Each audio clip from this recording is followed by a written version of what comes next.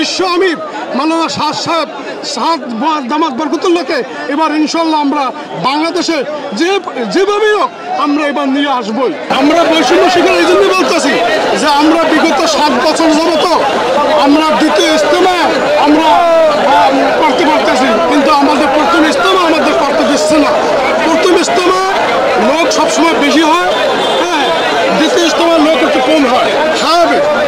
এবং প্রথম ইজতেমা তারা ইজতেমা করে যাওয়ার পরে এবং আমাদের যে মাঠ যে তারা অপরিষ্কার করে রেখে যায় এবং বিভিন্ন টয়লেট এগুলো ভেঙে ভেঙে পানির কল ভেঙে থুয়ে যায়।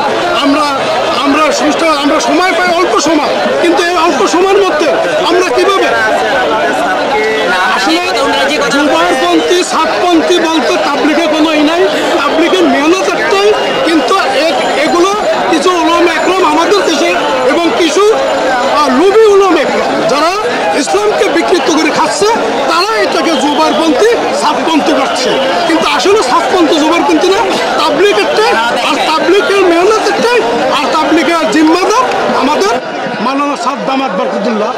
এবং আমরা চাচ্ছি এবার ইনশাআল্লাহ আমরা এই সরকারের কাছে দাবি জানাচ্ছি এবং সাধারণ জনগণের কাছে জানাচ্ছি এবং সকল উম্মতি মুহাম্মদের কাছে আমরা দাবি জানাচ্ছি যে আমরা এবার আমাদের আমির বিশ্ব আমির মাওলানা শাহ সাহেব সাদ দামাত বরকতুল্লাহকে এবার ইনশাআল্লাহ আমরা বাংলাদেশে যেভাবেই হোক আমরা এবার নিয়ে আসবই।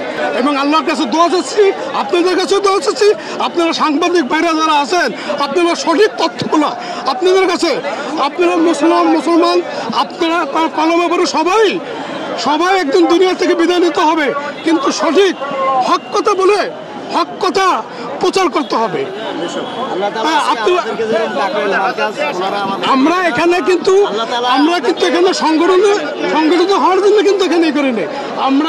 আমরা আসছি কিছুর জন্য, আমরা বৈষম্য শিকার, আমাদের 4 সপ্তাহ তারা থাকার কথা, এই কাকরাইল মসজিদে আমাদের 2 সপ্তাহ দেওয়ার কথা, কিন্তু আমাদের কাকরাইল মসজিদ থেকে বিতাড়িত করবে এবং ইজতেমা ময়দানও তারা দখল করে দেবে, তারা সেই হুমকি প্রদান করছে।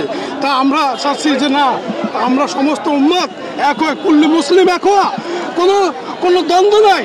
আমরা চাচ্ছি না, আমরা উলামা একরামদেরকে সম্মান করি, শ্রদ্ধা করি, আগেও করছি এখনও করি, কারণ আমাদেরও ছেলে সন্তানরা তারা মাদ্রাসা পড়তে আছে, হ্যাঁ, আমরা মাদ্রাসা ছাত্র, হ্যাঁ, আমাদের ছেলে সন্তানদেরকেও মাদ্রাসা দিচ্ছি, এই তাবলিগ আলারা ছেলে সন্তানদেরকে মাদ্রাসা দিচ্ছে। আজকে তাদেরকে উস্কানিমূলক কথা বলে আজকে এই বিভ্রান্তি সন্তানদেরকে বাবার বিরুদ্ধে লাগাই দিচ্ছে টাকা।